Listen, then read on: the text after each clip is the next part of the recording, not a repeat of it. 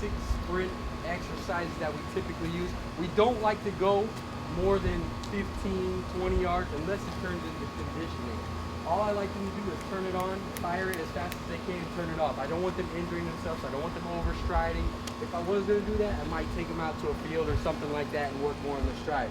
As for this right out here, I just want them getting in that stance, firing off, and then basically running through the line. All right, I don't want you stopping hard on this concrete. Just kind of run through it, allow your body to stop on its own. So the first one, these are all to teach your acceleration phase. Who here knows what acceleration phase is? This is basically just a phase where you're just firing off. You have a low center of gravity. Your shin angle is low to the ground, and we're pushing into the ground, back into the ground, so we're having more force going this way. Does that make sense to everybody? It's easy enough to understand, right? So the first one we're gonna do is just a ground start. I'm gonna have them start basically in a push-up position. I want them to fire off and explode out.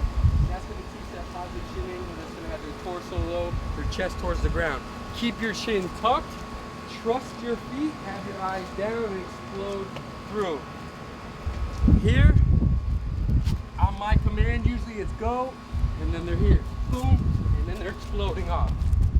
Just like that. Try to slow it down for you guys. So go ahead and pop down as soon as the next one. I'm just gonna watch you guys.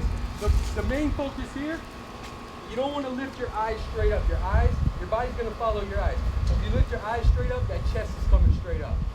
Trust your feet, like I said, keep that chin tucked, neutral spine throughout the body, and explode through. Punch the knee. Here we go. Ready, go. Just stay low. Good. Catch your feet. Ready, go. Good. Keep that chin down. Ready, go. Good. Chin tucked. There you go. Good. Get a decreased body, but the same thing that I said is your body reacting by punching that knee. I want you to do that. It's a little bit more dangerous, but do it where you feel comfortable. I want you neutral spine here, up on the toes. You lean down, and at that last minute, I want you to fire that knee, take a big step, and explode out the same way you came off the ground. Ready, go.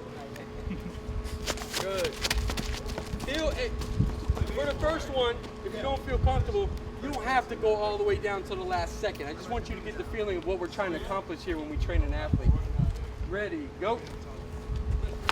Good. Punch that knee. You don't want to take a short step and start chopping.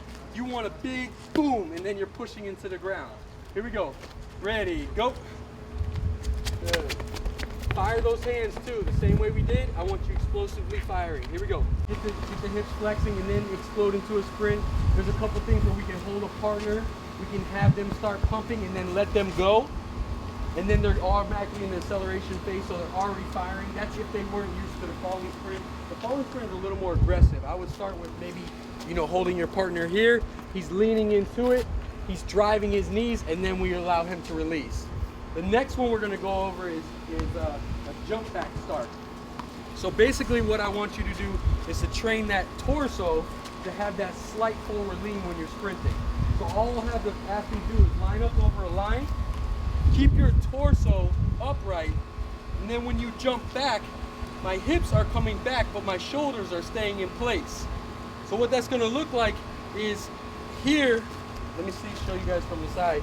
If I'm here, my shoulders stay in place, but imagine my hips going back with my legs. I'm automatically gonna have my torso lean. I'm gonna have a shin angle closer to the ground. And depending on how good of an athlete he is, I'll tell them to jump back even further. So it might look like this in the beginning, boom, and then they're sprinting out. And then I might have them increase that while they're going, and then they're reacting and sprinting as fast as they possibly can. Does that make sense? Let's try it real quick. Scoot over so you're on this line. All I want you to do is jump past the line. Keep your shoulders, imagine your shoulders staying where they are, but just your hips shifting back and exploding out. You're also getting that reaction off the ground. Now when you jump back, you want to automatically jump back into the leg. Say you were starting a race when you were a kid. That power leg that's forward, you want to have that, you want to jump back into that stance. Alright? So yeah, same way you would stagger and run. Here we go. Ready, go. Good, sprint back. Something we use off of reaction. We teach the same acceleration phase, but we want them to react off the ball. All right, so really what this is I hold this right here. I want them to catch it before it drops twice. Does that make sense? So they have to react, one, visually, catch the ball before it, and they have to be in a positive sprint stance. They have to be accelerating forward. If you try to run straight up, you're never going to catch it. You understand? So what I'll do is I'll take an athlete and say, okay, you caught it here, now let's take a step back. And I'll keep increasing them until they can't catch it anymore. And I'll actually work with some guys just on speed, and if I can increase this by a yard or two, I guarantee you that's going to translate over onto the field or court. All right? You react. That one. I've already done the golf ball. Oh, have you? Who has done the golf ball? Everybody? Oh!